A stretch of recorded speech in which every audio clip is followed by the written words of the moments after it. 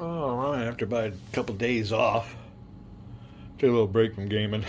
It could be a little binge could take it out on you. But we've kind of been binging again because we are up and running on Empire of the Sun, and it's just like I said, I'm off work, so I'm up late checking it out. But we are just through the attack on Pearl Harbor.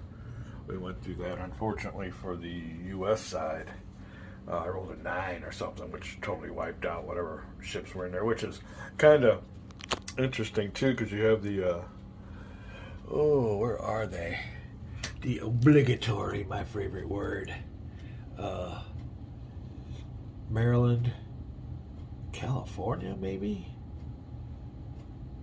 and in New Orleans. I don't know if that represents Battleship Row. I think there's a whole bunch of other ones in there, but it pretty well wiped them out.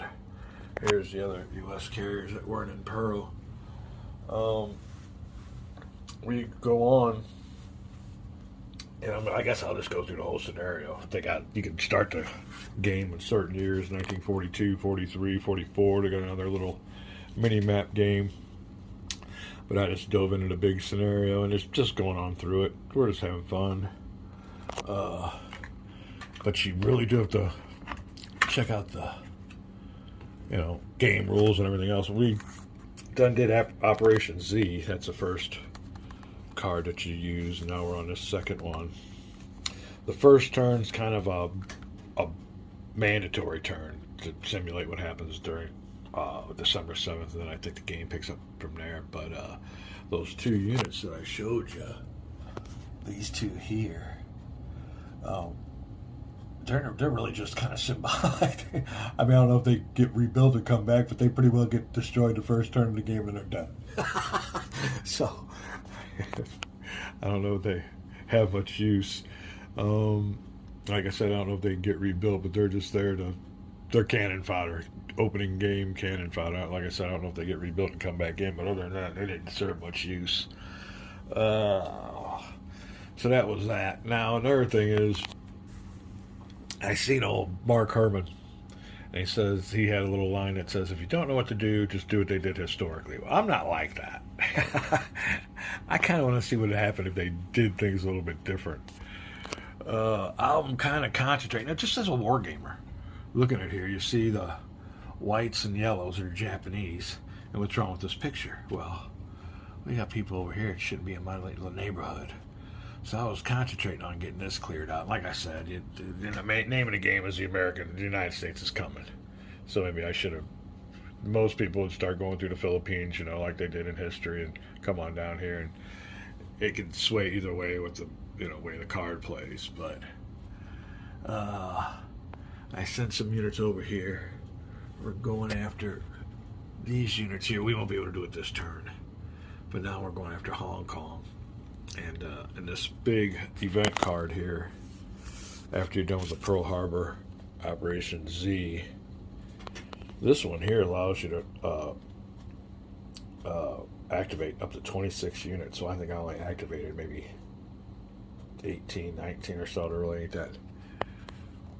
26 units probably on the board. I don't know if his range is that long.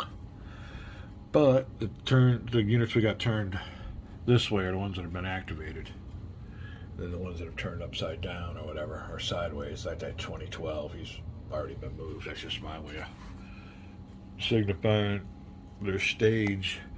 But other than that, it's a pretty good game. We're reading it through. It's got a real good combat results procedure mechanic on there that is totally different than anything I've encountered. We got all kinds of game tracks. So this is going to be a multifaceted game.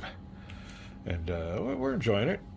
Reading it, learning it. Like I said, once you get to ride the bike, you can get to ride it around a little bit, but we're just pedaling our way, learning how to get our balance and get going down the road. So I'm on my second card play. So far, so good.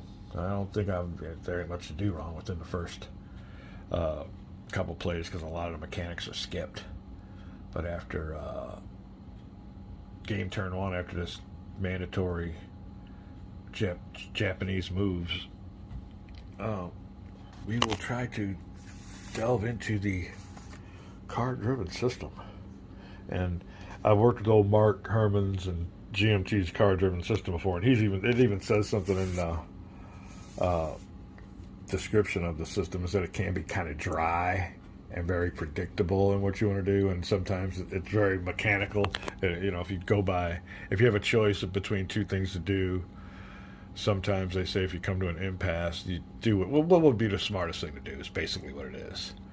So I don't know I mean, on my games, if you watch, I'm not really interested in who wins as much as what happens with the mechanics and played it to best of the ability, who the winner is. I'm not really rooting for one side, you know. I mean, I'm always rooting for a side I'm on. I want to win the game, but we want to see what the mechanics do and what result spits out.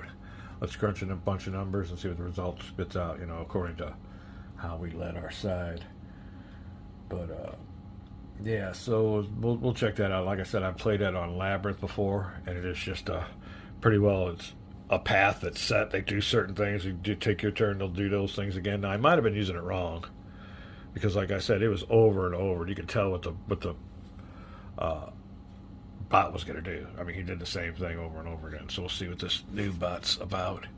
And they did say the comment in there, it's dry, it's a bot. You probably know what he's going to do. And if there's certain times where there's obvious choices to be made and he's making dumb ones, you can make better ones for him. But hell, I can do that just playing to the best of my ability on both sides. But we will use the old card-driven solitaire system just to give it a little flavor. Maybe a little bit more of a challenge as of playing against the system instead of myself. So that's it.